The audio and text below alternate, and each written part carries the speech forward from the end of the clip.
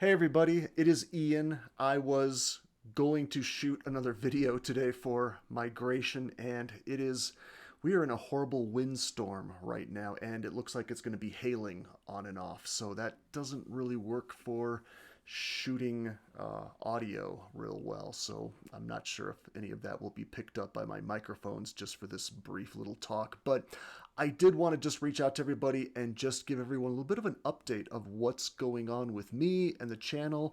Some of you have noticed that there are a few changes going on here and there, and just wanted to tell you what's going on. And I did produce a new introduction to the series Migration. Some of you maybe have checked that out. If not, I think I'm going to tag that on again to the end of this video. So those of you who have not seen it, just go ahead and check that out.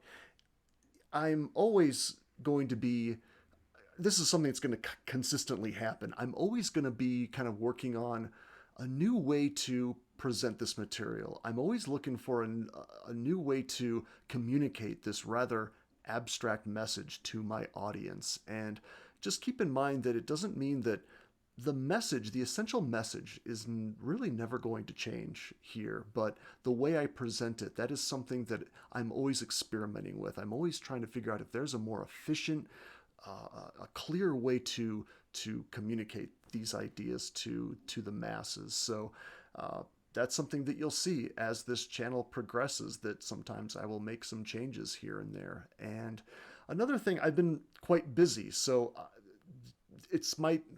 I'm a little bit backed up on videos right now. I've been asked to appear in a documentary for the show Mind Escape, which I've appeared on a few times. Maybe some of you have found my channel because you have watched me on Mind Escape in the past. It's a really exciting project, and that took a lot of time to create the material that they needed for this documentary. This is going to be quite a project. I'm appearing alongside some really wonderful personalities in the business who have been working with consciousness and psychedelics for way longer than I have, like Dr. Rick Strassman, who is the researcher and the author of the famous the spirit molecule. If anybody is familiar with that, I would imagine some of my viewers are probably familiar with his work on DMT research.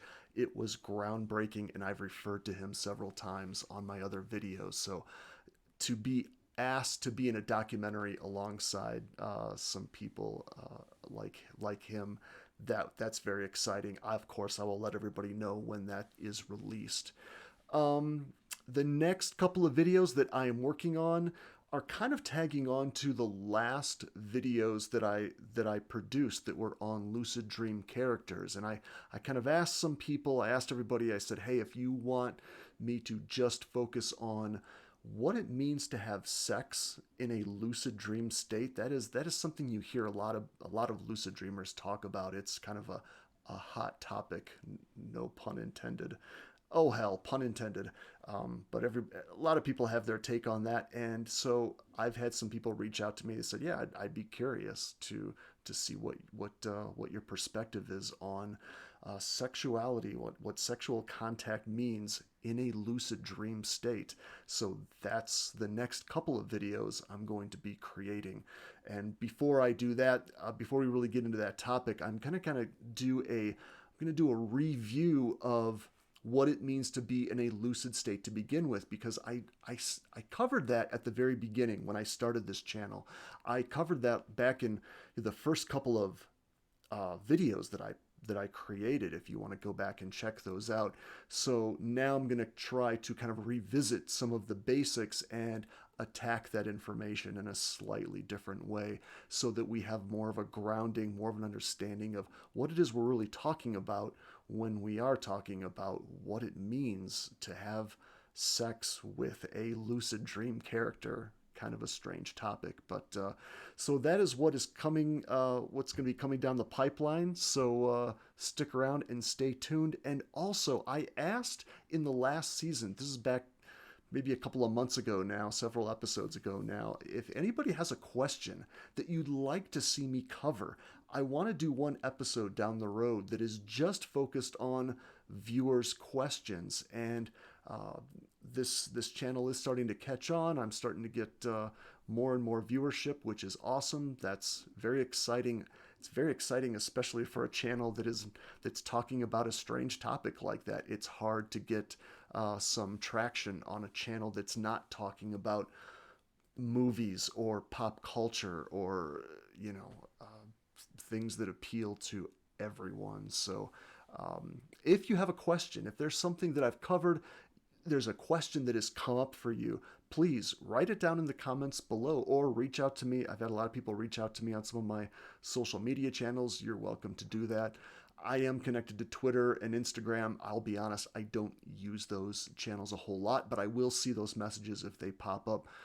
I'm old school. I still use Facebook, and that's just because it's still easier to have a conversation back and forth with people on Facebook, I find, as opposed to some of the limitations that we're still finding with those other channels. But if you've got a question, reach out to me and I will try to cover that directly. Like I said, I want to just create one video that's just covering questions that people feel I've not covered or I've not flushed out properly. So stick around and stay tuned, and thank you so much for watching. Thanks so much for your support. Again, if you're new here, please like and subscribe. I do appreciate that, and if you've not looked at my other videos, please check those out. But I will be back as soon as possible with a brand new video for you guys, so take care. Thanks so much. Bye-bye.